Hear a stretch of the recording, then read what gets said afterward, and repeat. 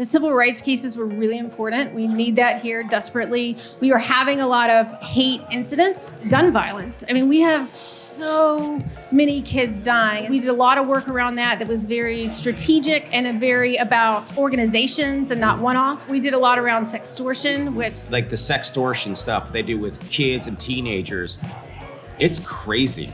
Well, and what's important about this is you can't get a warrant without a judge signing off. Like, the judge has looked at this and said, we need a warrant. Like, it's a Fourth Amendment process. And so you're protecting child predators and child abusers by refusing to give this information. My beef with the social media platforms is you could stop it if you really wanted to.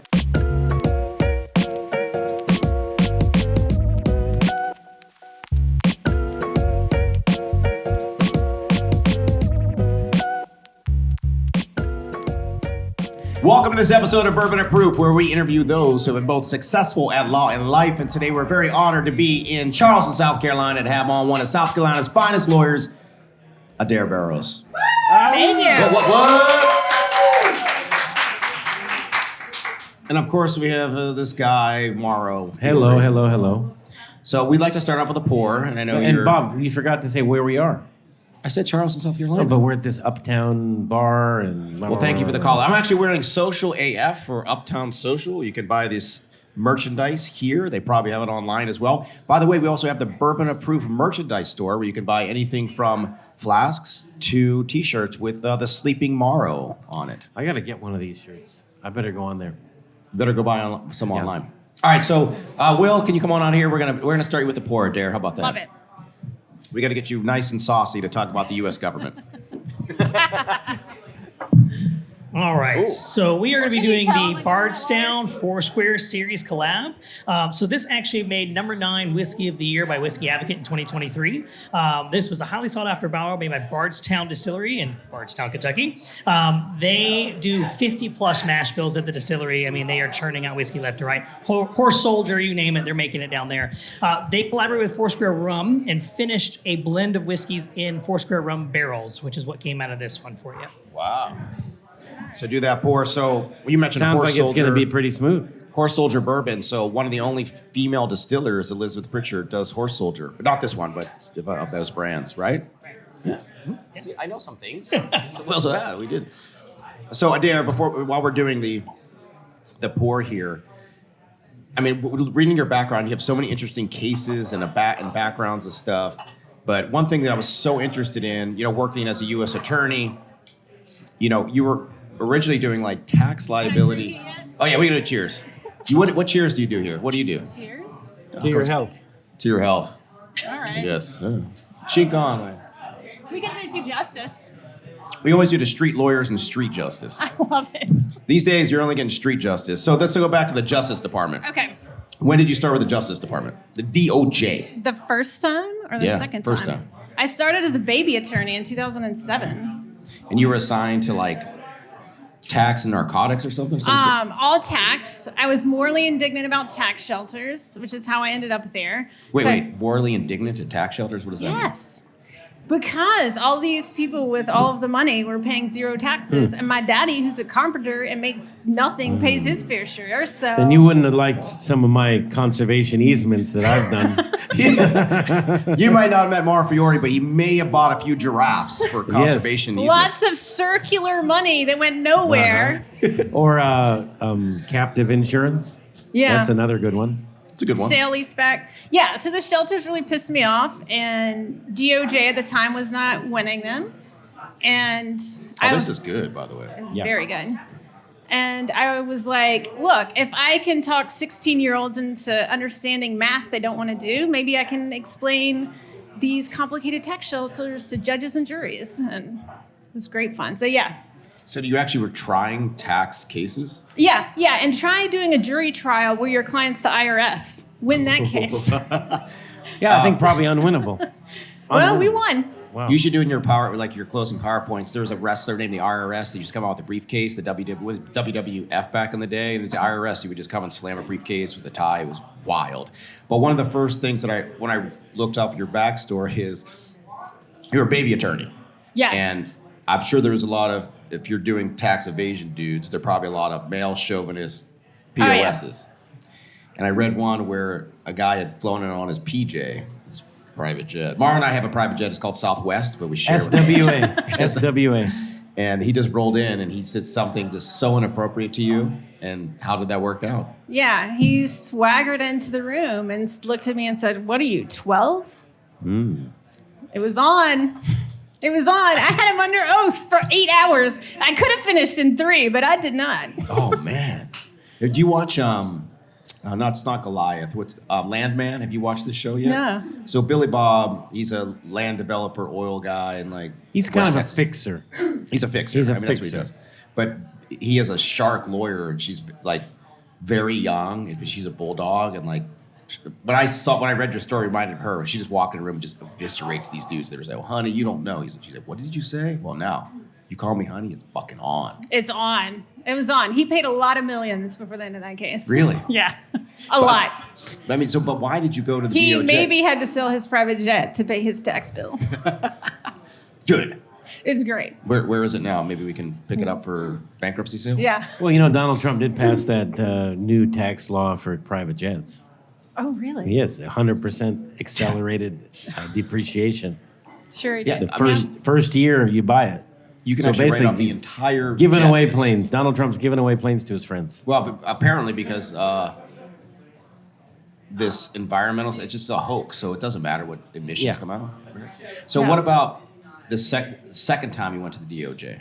The second time I went back as the U.S. Attorney for the District of South Carolina here, and it was a very different role because I was leading the office and I mean, but how did you get in? Is it just a public passion thing? Like, why do you do this stuff?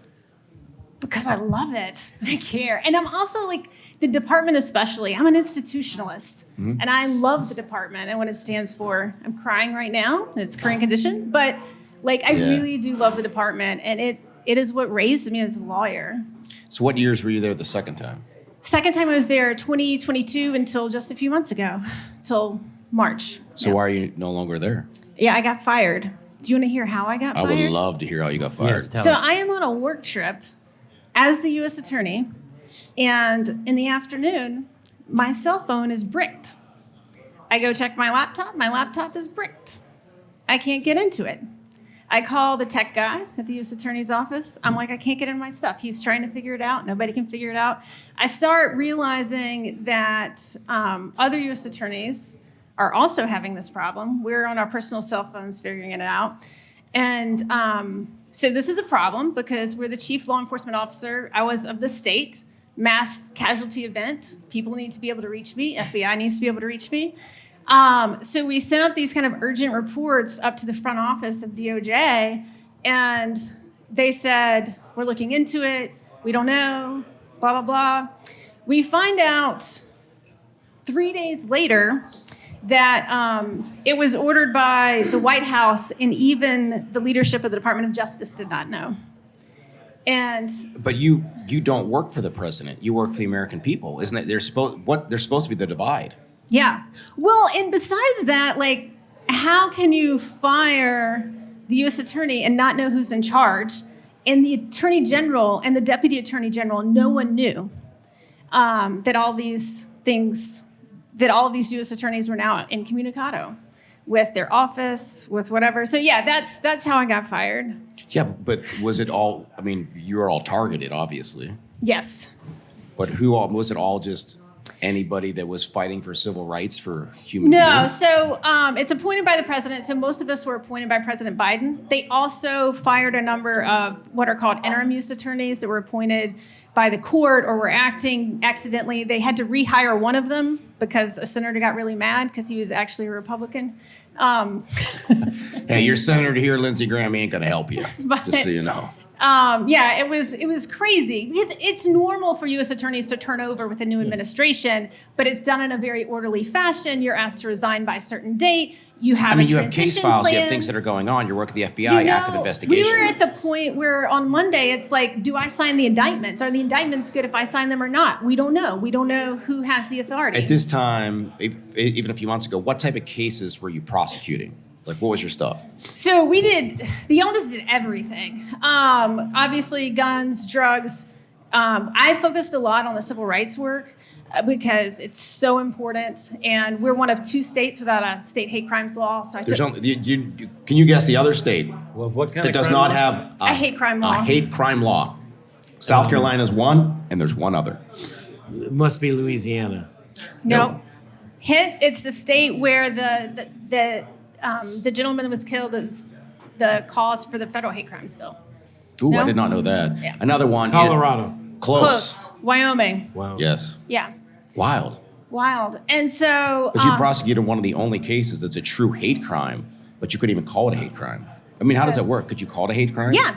We prosecuted it as a hate crime specifically because of the federal law. So there's no Oh, state yeah. law, which is why having the federal government come in and prosecute it as a federal hate crime was so important, because the state doesn't have the authority to, because there's no law in the state books. I mean, did you see an uptick in politically driven or hate-driven crimes while you were over the years? The DOJ stopped 1 and 2. Yeah, what we've really seen over the years, which is scary, is much more lone wolf, and much more the time to radicalization is dramatically shortened compared to what it used to be. So those are the things that I think are most scary about what is happening now. And there's a lot of the time to radicalization is less, and there are individuals getting radicalized online, so it's not necessarily something people in the community notice is easy. Every time I see these lone wolf shooters, they always ask the neighbors, like, oh my God, we had no idea, that wasn't the type of person. But it's got to be really hard to identify and stop a lone wolf. Yes, it is very hard to identify them. And, the FBI is really good. A lot of it just has to be done online. That's the best place to see and catch, but it's very, very difficult to do. Yeah, so by the way, you have to drink on this show, so you better finish that. And while we do that, let's introduce Jason from the Brown Water Society, because he's going to bring another pour, but you got to finish that one before your next. Oh, this is how we do things here. I don't know how we do things up on the hill, but this is what we do down here in Charleston. Oh, look at, what is this fancy bottle? Mike, this looks like Star Power from The bottle, actually, because this one has a different story behind the bottle too. So this one is called Forbidden. It's made by the first female master distiller in Kentucky. Oh, She used to work for Brown Forman. She worked for things like Castle and Key, Heaven Hill, if I remember correctly. She released this a few years ago, but she is a chemical engineer. Her dad was a chemical engineer. They were both distillers. She used a bunch of different techniques to make this whiskey. Wow. So it was fermented at a much lower temperature and distilled at a much lower temperature, so it takes longer to produce, but you get a lot of interesting flavors out of it when you do. The bottle comes from her being the first female master distiller. It's supposed to be uncomfortable to hold, so that you can't hold it forever, to kind of represent the experience of being a woman in that field. Wow. can I hold it? Yes, please. I mean, what a selection, Jason. That was very That's good. great. I mean, I like the stories. Okay, let's do the pour. They released this through, this one was already out, but they released their second batch with Garden and Gun, and I interviewed her for that, which was a fun experience because I am also a chemist, so I was able to talk to her about all the weird stuff she did. You want to be a chemical engineer making $50,000 I to could use a $55,000 chemist, a year. Take a walk on the wild side. I could use a chemist over Wild back in side. LA. Marky Give Mark, me the a call. OG. Hey, man, I'm very proud. Okay, guys, cheers. Oh my God, I've never had this one. Oh, that's fantastic. This one definitely has a different type of flavor. Yeah. What did he say it was? What kind of barrels? Was it some kind of special barrel? I mean, she was at Castle and Key and somewhere. I forgot it was called a secret. The whisper speak, the whisper my phone. Very tasty. So you're the second stop, the DOJ.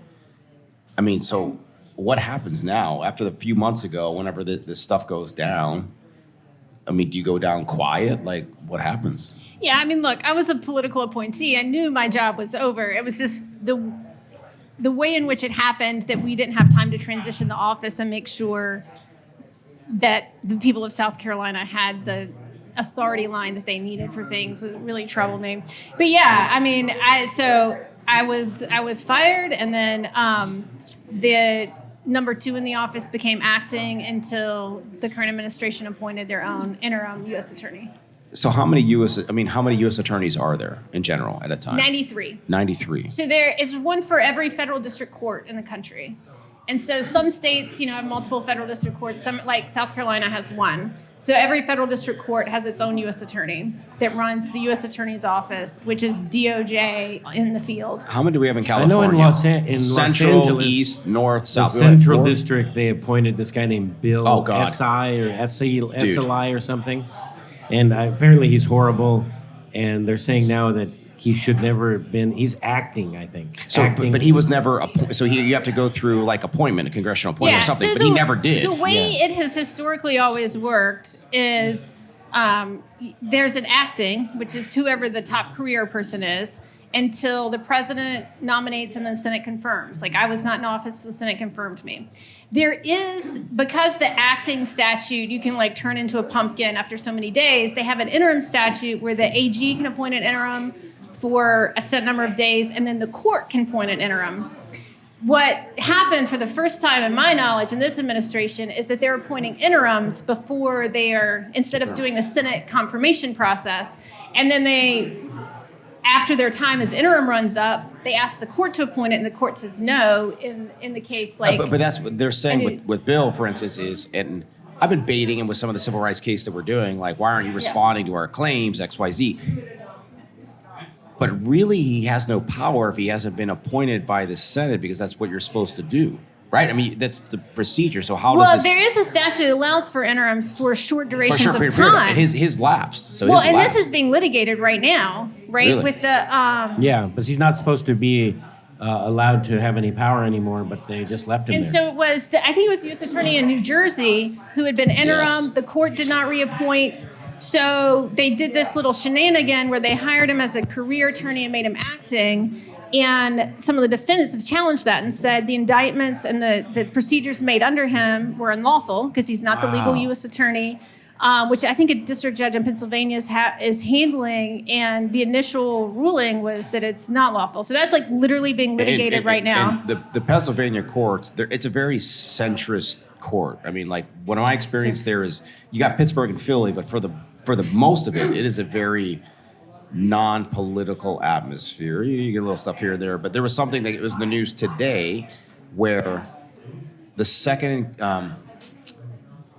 in command now at the AG's office, who's now prosecuting Comey, or what's the FBI guy's name? Comey, yeah. Comey. James Comey. So Did they fired. indict Comey? They said they were supposed to indict him any day. Did you They hear did. this? So They did? they fired the first person because there was no evidence, like, we can't do this. They fired them. And you know who they brought in? A lawyer, and she was an insurance defense lawyer. She's never done a prosecution ever in her life. And now she's bringing charges that, I mean... Do you want to know what's especially unusual about that? Yeah. There is no U.S. attorney that, especially one without prosecution experience, is going to walk into a grand jury room and indict by themselves. The fact that there was not one single career prosecutor willing to walk in that grand jury room with her, like, that is highly unusual. It never happens. It's like, that was really Look, shocking and a big it's politicized. deal. We know what's Yeah. going on. But at the end of the day, the old saying is, you can indict a ham sandwich. That's what we learned in law school. You can, because you're doing one-sided evidence. You're walking in there. I can indict Morrow tomorrow because I can walk in. Except they tomorrow. tried I'm 3 guilty. times and I'm did guilty. not indict the guy. But that's the worst. If you do not get in a grand jury indictment, that's terrible. Like, this should never happen. Like, these jurors are hearing one-sided evidence. You should be able to get an indictment. Well, and it's also, like, one thing about that case that bothered me too is they tried 3 times. It's disrespectful of the grand jury. The grand jury is part of our constitutional process. It is an important part for citizens to play, and just ignoring the grand jury saying no is very disrespectful, I think, to the grand jury and to the citizens that serve So on it. is a grand jury, after they're dismissed, are they allowed to talk about these things? No, there's grand jury secrecy rules, yeah. Because in our juries and civil trials, after, at least in California and Arizona, after the verdict is read, we can talk to the jurors. They can talk about every part And of the that's process. true in criminal trials. So criminal trial juries can talk, but the grand juries that jury. indict Wow. cannot, yeah. So whenever they were like, well, release the grand jury transcripts for Jeffrey Epstein, that's what they were, I mean... You can't do that with a court approval. And so and they knew the court wouldn't approve that, right? So can you explain that for everybody? Because we see a lot of misinformation on social media. So when they ask the judge to do that, So Why can't the Federal Rules of Evidence, Rule 60, talks about grand jury secrecy. There's a Supreme Court case about when you can release it. There's law about when a grand jury transcript or information can be released. It was not going to be released, but they asked the court to release it, I think, to just say they'd done something. Now, the DOJ files, they can release if they want to and have not. That is separate from the grand jury files. So walk us through this, because this is, I don't even think I know this shit. I mean, I can argue I'm licensed in the Supreme Court of the United States. I went there, I got my thing. My dream is to argue a fucking SCOTUS, walk in there and just talk shit for, and by the way, when I went there, Clarence Thomas sleeps the entire time. He's like Morrow. You're like Morrow of the bench. He just sleeps, and he's only asked like what, 2 questions ever? Yeah. Ever. He sleeps the entire time. He wakes up and he asks a question. He goes back. He just goes like this the entire time. But what is the process if you wanted to? I love Clarence Thomas. I love him. I love him. He likes to snooze. But if you wanted to, what are the steps you would have to take? Being in the Department of Justice, a U.S. attorney, how would you release something like the Epstein files? What is the procedure?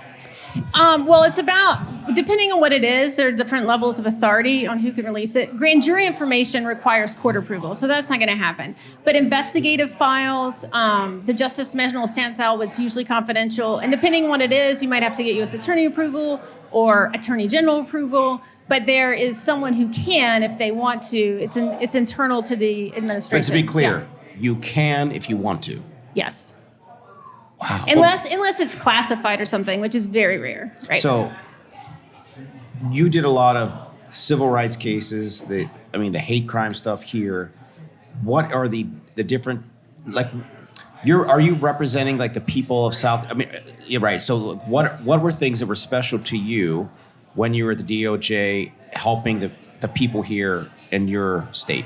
Right. So like my goal was like affecting the community on the ground, and the civil rights cases were really important. We need that here desperately. We were having a lot of hate incidents that were very bad and scary. So that was one, obviously. But there were other things that were really bothering me. Gun violence. I mean, we have so many kids dying. And so we did a lot of work around that was very strategic and very about organizations and not one-offs to like really look at that. We did a lot around sextortion, which as a parent is like terribly scary. Like the sextortion stuff they do with kids and teenagers, it's crazy. And that, I mean, it is. I did not know when I read yours. I can't believe that you guys were actually concentrating on this, but you should. You is should. Terrible.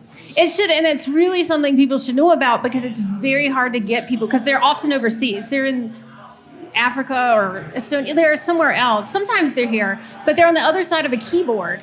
And your kid, they'll target a 15-year-old guy, and they'll pose as a 14-year-old girl. And they'll start talking, and they'll ask for pictures. And kids think they're safe because they're on Snapchat or some other app that disappears, so they think it's fine. But they take a screenshot. Nothing is ever gone on the internet. And then they start extorting them for money. And the sad things about these stories, it's not even that much money the kids can't pay. They want like $50, and the kids can't pay it. And we had one here where the child was the child of a state member of the legislature, and he's like, I'm gonna, come after, put this all out there and hurt your family. And we had 2 suicides cases where kids committed suicide over this extortion because they couldn't pay.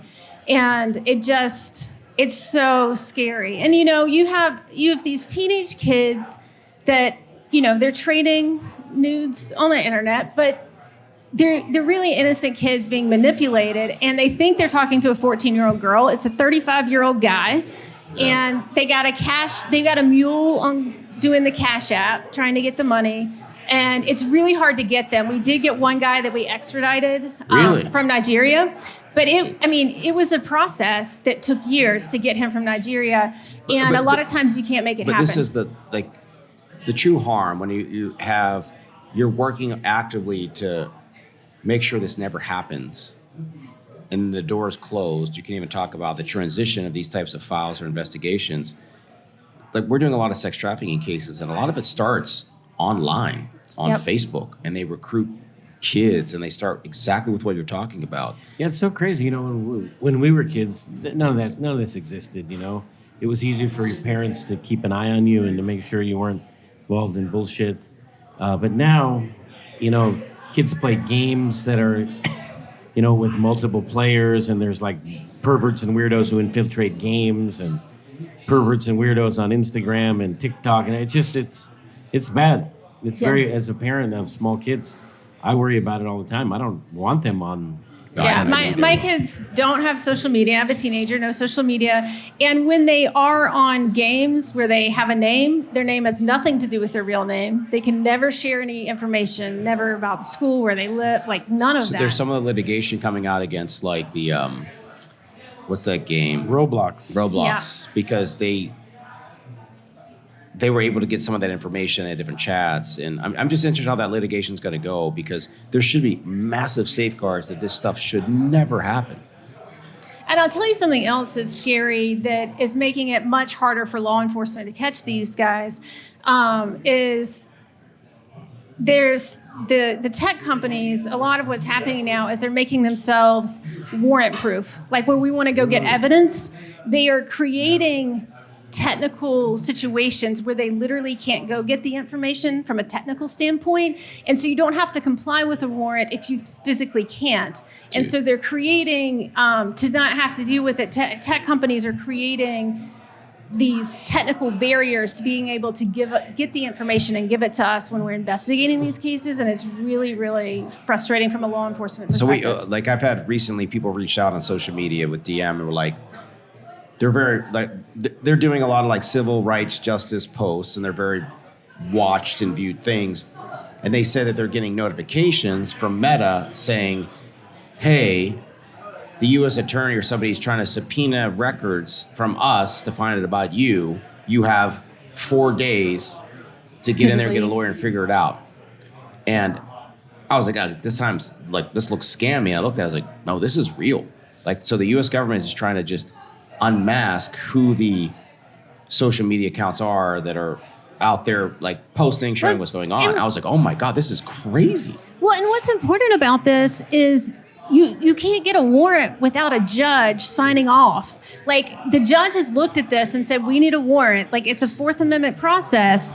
And then the companies are avoiding it. And so you're protecting child predators and child abusers by refusing to give this information. And a lot of people, they just don't comply. They don't say anything. And this is like my beef with the social media platforms is you could stop it if you really wanted to. If you wanted to have enough infrastructure and stuff behind it, you could. And it's either you don't, because I truly believe, because sometimes you get the pixels to be able to, if there's a photo shared or traded, there's a way for them to get a small kickback. And I truly believe there's got to be something there, because why would you not try to stop it? Why would you actively try to create a situation where you cannot comply with law enforcement requests for information? Because they're making money, that's why.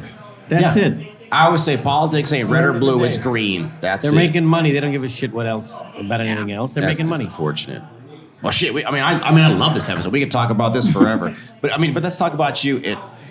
So what do you do now that you left office? I'm a law professor. Where? At the University of South Carolina. Wow. Rice School of The Law. Gamecocks. Yeah. Lady What do you Gamecocks, teach? Don Staley. Wait, what? Don Staley and the Lady Gamecocks. Dude, do you not know about that? No. Oh the my Lady God. Gamecocks, what are they, a basketball team? The women's basketball team. Oh, yeah.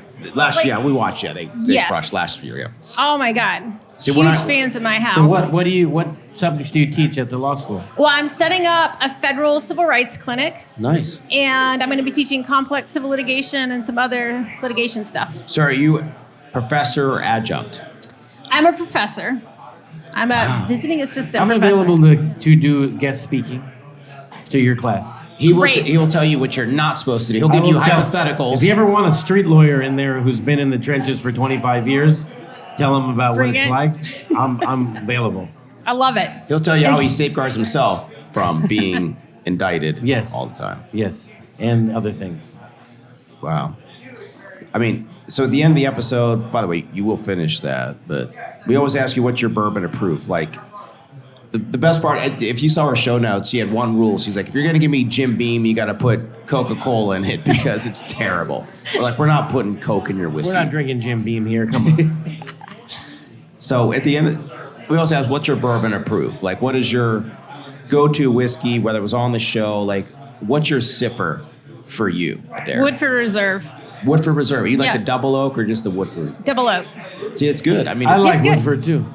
It's my, because I can't be buying the real expensive stuff all the time. That's my go time. I do bourbon in the winter, tequila in the summer. Oh, I like Yeah. that. Like you could buy Woodford for like $25, man. You know? Yeah. But I we mean, talked and about, it's but this really is good. the Madeleine Albright look, you said, right? Oh, Madeline Albright jewelry, like as in used to be hers. Really? It used to Yeah. be hers. That used to be hers? Yes, the bracelet, the necklace, and the brooch. So she was an important figure in my life. She was running something called the Harry Truman Foundation. She was the chair of their What was board. it called? Harry S. Truman Foundation. Oh. It's this really tiny government agency that no one knows about that is the Congressional Memorial to Harry Truman, and I love it. I am a Truman Scholar myself, and she was the chair of the board when I was very actively involved with it and got to know her and just had really impactful conversations in my life. And I went to her funeral, and my husband, who is like the best spouse ever, after she passed and they put some of her stuff on auction, he got with my DC friends and went and bid so I could, on days when I want to feel my girl power, That's awesome. wear jewelry worn by Secretary Madeleine Albright, So, who is such a hero of mine. I have a similar hero story, maybe not as impactful as Madeleine Albright, but when Burt Reynolds died, his estate put up a bunch of his stuff for auction, and I'm a child of the 70s. Burt was like Leonardo DiCaprio and Brad Pitt rolled into one in the 70s. He was the man. And I bid on everything, and I kept getting outbid because imagine the people bidding on Burt Reynolds shit are guys my age who have money who remember when they were a kid. So like any shit from Burt Reynolds was going for outrageous prices because, we can afford it now, right? But I outbid everybody, and I got this like sequin jacket that he wore to the Academy Awards. Why do I not know this story? When he was nominated for Boogie Nights, which is a fucking great movie. I have the jacket he wore to the Academy Awards. So when do you wear it? It's a size 42 regular, so not anytime soon. Maybe our camera guy Dov could wear it, but when I got it, I thought maybe Burt was a bigger guy, but it's like I would buster it like the Incredible Hulk. But one day I hope to get skinny enough to wear it. But it says in the inside, it says made for Burt Reynolds by Manuel, and Manuel is like a famous designer in Nashville that makes like the suits for the country singers and everything. So it's like my prized possession. I have it in a double bag so the moths won't get to it, and I have it in the closet of my Don't house. you have the car from Smokey and the Bandit? Don't you have that car? I have one. Of course, when I could afford it, I go out and I bought a replica of I have a 1979 Pontiac Trans Am Firebird with the Screaming Eagle on the Screaming Chicken on the hood, and it's called a Bandit edition. I have the exact same one Wow. because, like I said, I grew up. Burt Reynolds was my hero, so yeah, I totally get it. You get it. And like she had this conversation with me about what do you do when you're the most powerful person in the room? How are you in that room? And like it changed the way I did things as U.S. attorney. And so like it's a good remember. Like this is to help me show up as the person I want to be. So when I was in undergrad, I was in D.C. So I always wanted to be a politician, and that's where I went to undergrad. And I worked for a law firm while I was there because like my brother and I were poor kids, so we had to make money.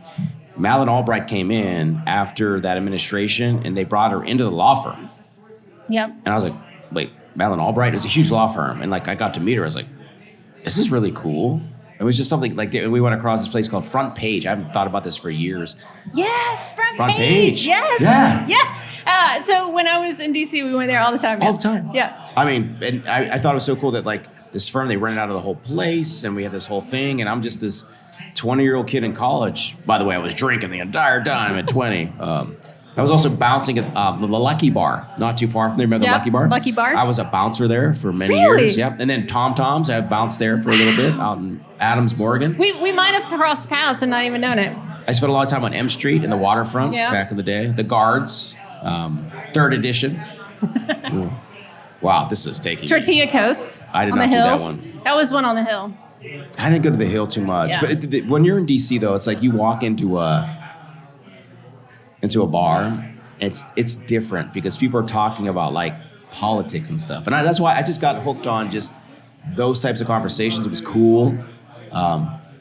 It was so fucking humid in the summer. I'm like, I got to get out of here. I'm going to California where they have nothing like that. And that's how it ended. But yeah, I mean, God, we can go on so many different tangents. But where's your path going to be now? You're going to teach the kids.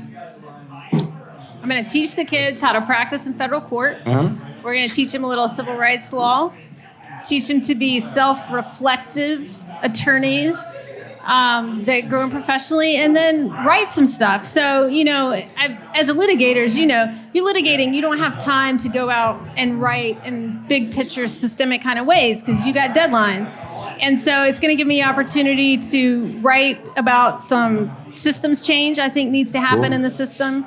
And the court system and the way we do law. And so, yeah, try that path. Or we could just try to follow the Constitution again, like one of those things. Are you con law? I just remember them teaching, like, there's two thoughts. One is the Constitution is taken at the word. The other one, it's a living, breathing document. Where do you fall on that one? I fall kind of actually in between. Like, I don't think it... That's a lawyer answer. That's a lawyer it depends. answer. Well, it's not it I'm depends. a strict constructionalist myself. You don't even know what that means. Yes, I do. It means I believe in exactly what it says. All right. Nothing else. But who says what it says? Huh? Who says what it says? I read it. Yeah, well, right now it's not being read as it Ask says. Robert Bork. Robert Bork. He was a Supreme Court nominee when I was a kid that they kicked out because he was a strict constructionalist, and they didn't what do you call it? Affirm him to the Supreme Court. And Clinton, I think, was a nominee. They used to rubber stamp everybody, man, back in the Not day. him, because he was a strict constructionalist. He said he didn't believe in anything outside the four corners of it. Yeah. Probably a bad answer when you're getting confirmed. Well, apparently was for him. So when you were appointed to the Supreme Court of the United States, I mean, is that your ambition? Let's be honest. No. So, I'm too much of an extrovert for that. You're not an extrovert. I mean, look at this. There's no way Adair's not an extrovert. You're social AF. Yeah, I don't it's too much of a solitary job. I don't think I could do it. But I mean, being a Supreme Court justice, that is the most introvert job you could ever have. That's what I'm saying. I'm too much of an extrovert. I can't do it. Well, then you could be more like, who's the most extrovert judge right now? Sotomayor, probably. Yeah. I mean, I'd be a hell of a trial judge. Oh, that'd be cool. That'd be cool. It'd be funner, too. So we try a lot of cases, and most times we've tried more cases than the judge has seen, and it's a problem. Yeah. Yeah. It's a problem.